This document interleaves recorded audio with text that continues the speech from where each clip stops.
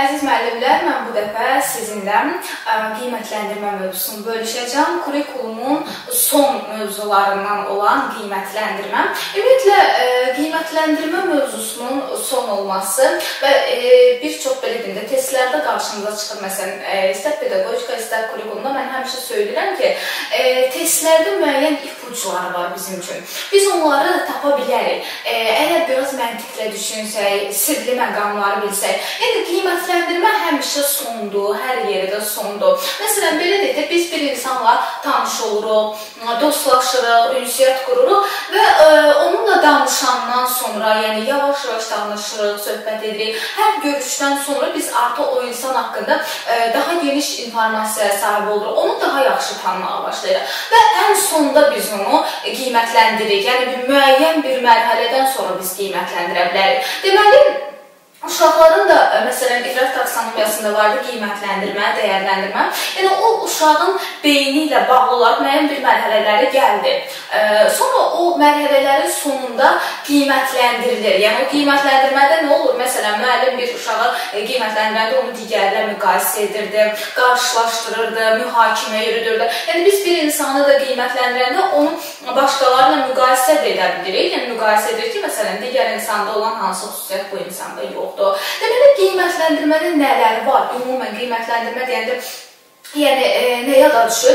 Burada sözsüz ki, bir dəyərləndirmə var, bir fikir bildirmə var, mühakimə yürütmə var. Qiymətləndirməyə aid olan məqamlar, bir çox məqamlar var və qiymətləndirmə mövzusu da kurikulumdan ən çox düşən mövzulardandır qiymətləndirmə. Budur ki, elə diqqətlə dinləyirsiniz, çünki burada xırda məqamlar var, mən onların hamısını sizin nəzərinizə çatdıracağım. O çətindir dediyiniz mövzuların hər birinin sadə və asan izahlarını sizə təqdim edəcəm. Əvvəlcə qiymətləndirmə haqqında ümumi məlumat verim ki, yəni qiymətləndirmə deyəndə, məsələn, qiymətləndirmə forması biz deyirik. Bu nədir? Qiymətləndirmə forması qiymətləndirmənin keçirilmə mexanizmini nəzərdə tutur. Yəni, qiymətləndirmə necə keçiriləcək? Hansı mexanizmlə? Bu qiymətləndirmə formasıdır.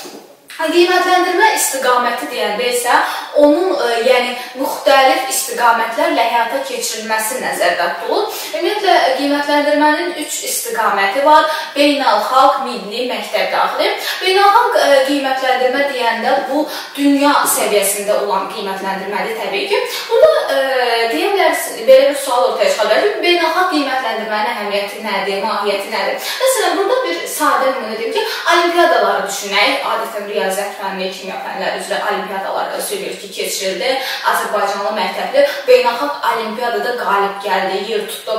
Deməli, bu olimpiyadalar, bu beynəlxalq qiymətləndirmə bir meyar yaradır, meyar ölçü müəyyənləşdirir. Biz öz təhsilimizin səviyyəsini ortaya çıxarmış oluruq ki, bəli, digər ölkələrlə yarışda iştirak etdi, bizim hansı üstünlüklərimiz oldu və yaxud onlar digər ölkələr müqayisə edir ki, yəni hər bir ölkə bir-biri ilə müqayisə olunur. Hansı şagirdlər yaxşı nailiyyət qazandılar, nailiyyət uğur qazandılar və niyə? Bu niyə sualın cavabı axtarılmış olur və beləliklə ölkələr bir-birlərindən nələrsə əxs edirlər, mənimsəyirlər. Budur beynəlxalq qiymətləndirmənin mahiyyəti. Milli qiymətləndirmə deyəndə isə dərhal düşünürük, milli qiymətləndirmə. Bu qiymətləndirmə isə ölkə səviyyəsində olan qiymətləndirmədir. Yəni, Azərbaycanın bütün regionları üzrə. Məsələn, görürsünüz ki, yəqin ki, məlumatlısınız ki, Dövlət İmtahan Mərkəzi hər il müəyyən bir məlumat açıqlayır ki, imtahanlarla bağlı, qəbul nəticələrlə bağlı bölgələr üzrə nəticələr açıqlayır və Təhsil Nazirliyinin açıqlamalarında buraxılış imtahanları, yəni əvvəllər Təhsil Nazirliyinin aid olduğu üçün bu məsələ, bu imtahanların nəticələri ayrı-ayrı xarakterizə olunurdu. Eləcə deyən Dövlət İmtahan Mərkəzi, məsələn, deyir ki, Azərbaycanın cənub bölgəsində təhsilin səviyyəsi necədir, nəticələr necə oldu. Yəni, və yaxud müəllimlərin işə qəbul imtahanında da artıq bir müəyyən olunur, hər bir ölkənin ayrı-ayrı rayonları, bölgələri üzrə imtahan nəticələri müzakirə olunur, təhlil olunur. Bax, deməli, bu milli qiymətləndirmədir. Məsələn, deyək ki, buraxılış imtahanlarının keçirilməsi, bunlar hamısı milli qiymətləndirməyə aiddir. Bu milli qiymətləndirmənin əsası nədən var, mahiyyəti nədən ibarətdir, məqsəd nədir? Burada da təhsilin keyfiyyətini yüksəltmək məqsədi daşıyır. Beləliklə, bütün ölkə üzrə təhsilin keyfiyyətinin yüksəldilməsinə imkan yaradır. Digər bir qiymətləndirmə istiqaməti isə məktəb daxili qiymətləndirmədir. Məktəb daxili qiymətləndirməyə gəlincə, bu qiymətləndirmənin özü də 3 yerə bölünür. Yəni, burada artıq məktəb daxili qiymətləndirmə özü də rəsmi qiymətləndirmədir və artıq məktəblər üzrə olan qiymətləndirmə növüdür. Məktəb daxili qiymətləndirmənin 3 növü var: diaqnostik, formativ, summativ. Bu haqda geniş məlumat verəcəm mövzuya olan digər dərslərdə. Diaqnostik qiymətləndirmə ilkin səviyyənin qiymətləndirilməsidir. Formativ qiymətləndirmə şagirdin gündəlik irəliləyişlərinin qiymətləndirilməsi. Summativ qiymətləndirmə isə artıq onun müəyyən bir nəticələrinin qiymətləndirilməsi, yəni yarım il üzrə illik səviyyəsinin qiymətləndirilməsidir. Və ümumiyyətlə, bu qiymətləndirmə konsepsiyası 2009-cu ildə qəbul edilibdir. Təhsil sahəsində islahat proqramı və islahat proqramına uyğun olaraq qəbul edilir. Bu qiymətləndirmə konsepsiyasında hansı məsələlər öz əksini tapıb? Yəqin ki, sizin üçün maraqlıdır. Burada təbii ki, milli qiymətləndirmə, onun xüsusiyyətləri, şagird nailiyyətlərinin müxtəlif istiqamətlər üzrə qiymətləndirilməsi, beynəlxalq qiymətləndirmə, şagirdlərin monitorinqi, irəliləyişlərinin qiymətləndirilməsi, bu kimi məsələlər beynəlxalq bu ümumiyyətlə qiymətləndirmə konsepsiyasında öz əksini tapır. Yəni qiymətləndirmənin müxtəlif istiqamətləri üzrə olan məsələlər burada qeyd olunur, ifadə olunur. Qiymətləndirmə haqqında ümumi məlumatda qiymətləndirmənin prinsipləri haqqında mən istəyirəm məlumat verim. Prinsiplər, yəni prinsip nə idi? Əsas müddəalar, rəhbər tutulan müddəalar. Qiymətləndirmənin də özünün müddəaları var, əsas prinsipləri var. Bunlara nələr aiddir? Etibarlılıq, relevantlıq, praktiklik, dəyərləndirmə, orijinallıq və məqsədə uyğunluq. Bunlar qiymətləndirmənin prinsipləridir. Etibarlılıq deyəndə, yəni açar söz olaraq qeyd edə bilərsiniz. Etibarlılıq nədir? Qiymətləndirmənin istər keyfiyyət baxımından, keyfiyyətcə müvafiqliyinin təmin edilməsidir. Yəni, etibarlılıq qiymətləndirmədə etibarlılıq nə deməkdir? Yəni, etibar nə deməkdir? İnam, inandırma. Qiymətləndirmənin etibarlılığı onun düzgün, yəni onun inandırıcı olmasıdır. Etibarlılığının təmin edilməsi, inandırıcı olmasıdır, düzgün olmasıdır. Relevantlıq nəzərdə tutulmuş məqsədlə qiymətləndirmə arasında uzlaşma təyin olunmasıdır. Açar sözümüz uzlaşma. Harada yəni relevantlıq görürsünüz, bilirsiniz ki, uzlaşma deməkdir. Uzlaşma nədir? Amma məsələn, deyirik ki, Azərbaycan dilində müftədə ilə xəbərin uzlaşması, yəni nə deməkdir bu? Uyğunlaşması, uzlaşma. Uzlaşma deyəndə, deyir ki, məsələn, mən şagirdəm, mən müəlliməm deyirik, mən müəllimsən deyə bilməliyik ki, deməli, mən müəlliməm, burada bir uyğunluq oldu, uzlaşma yarandı. Uzlaşma hər bir yerdə uyğunluqdur. Nəzərdə tutulmuş o məqsədlə qiymətləndirmə arasında uzlaşma olmalıdır. Mənim məqsədim nədirsə, ona uyğun aparmalıyam bu qiymətləndirməni ki, uyğunluq prinsipinə əməl edir. Bəs praktiklik nədir? Yəni, artıq bu söz bizim üçün tanış bir sözdür. Praktika, təcrübə. Qiymətləndirmənin praktikliyi odur ki, o təcrübədə öz əksini tapsın, yəni təcrübəyə istinad etsin, müəyyən praktika, fəaliyyətlə bağlılığı qiymətləndirmənin praktikliyidir. Yəni, praktik olmalıdır.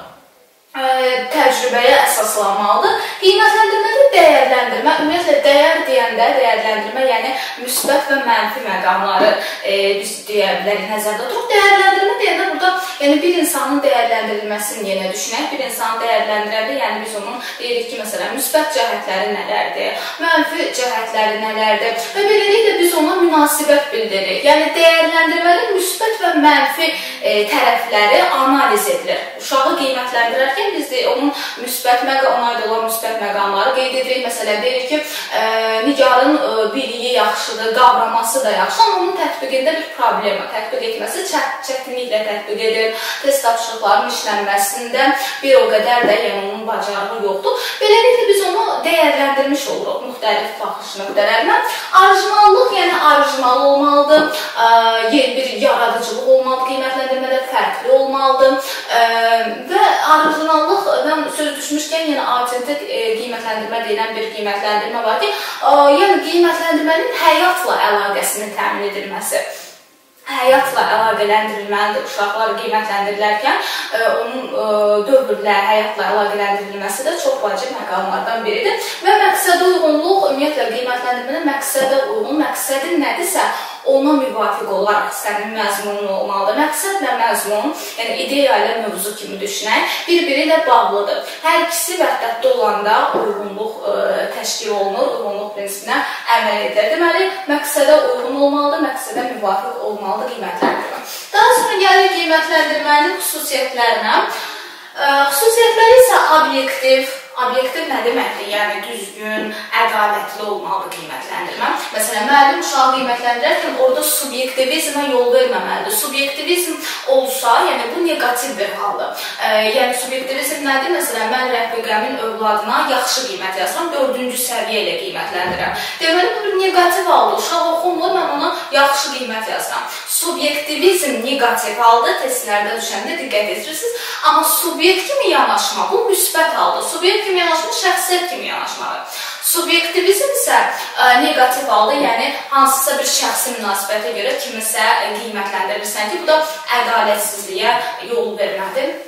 Ona görə də onu qarışdırırlar, amma diqqətli olun mövzuda. Obyektiv olmalıdır, yəni düzgün olmalıdır, standart əsasında qurulur. Standart əsasında qurulması da qiymətləndirmənin elə bir xüsusiyyətidir ki, yəni sənin artıq bir ölçün var. Müasir dövrdə, müasir dərsdə qiymətləndirmədə bəlli bir standart var. Yəni görürsünüz, bu qeyd edeyim, məsələn, 4-cü səviyyə, 3-cü səviyyə, 2-ci səviyyə, 1-ci səviyyə, 1-ci səviyyə, məsələn, 2 qiymətidir əvvəlki qiymətlərdəsə. İndi bir standart var artıq. Uşağın o biliyi, bacarığı, o standartın tələblərini ödəyirmi? Məsələn, deyək ki, bu standarta uyğun olaraq necə onun biliyi, həmin o standartın tələblərinə uyğundursa, onu düzgün qiymətləndirək, yəni ona uyğun olaraq qiymətləndirəcək. Yəni artıq bizim əlimizdə bir meyar var, bir ölçü kriteriyalar var, ona əməl etmiş oluruq. Dəqiq olmalıdır təbii ki, yəni dəqiqlik nə deməkdir? Qiymətləndirmədə düzgünlüklə bərabər dəqiqlik. Ümumiyyətlə, düzgünlüklə dəqiqlik bir-birlə həm də yaxın anlayışlardır. Nə qədər ki, obyektivdir, düzgündür, bununla bərabər bir dəqiqlik olmalıdır qiymətləndirmədə. Və adekvat sözünün mənası ekvivalent, bərabər, bax bu mənalarda işlənir. Yəni, qiymətləndirmə adekvat olmalıdır. Olmalıdır, ekvivalentliyi olmalıdır. Bu da hər bir kəsi qiymətləndirərkən sən onları ayrı-seçkilik etməyərək, fərq qoymayaraq öz obyektiv, subyektiv şəkildə qiymətləndirməlisən. Qeyd etdiyim kimi, yəni subyektivizmə yol vermək olmaz, ədalətliliyi gözləməlisən. Daha sonra sistemli olmalıdır, yəni qiymətləndirmənin sistemli olması o demək ki, o şagirdin fəaliyyətini daima izləyirsən, daimi olaraq izləyirsən, nəzərə alırsan, nailiyyətlərini qiymətləndirirsən. Bax, bu da qiymətləndirmədə sistemli olması məqamıdır. Bu mövzunun ardında qiymətləndirmənin digər hansı keyfiyyət göstəriciləri, kəmiyyət göstəriciləri, bu kimi məqamlardan danışacaq. Odur ki, diqqətlə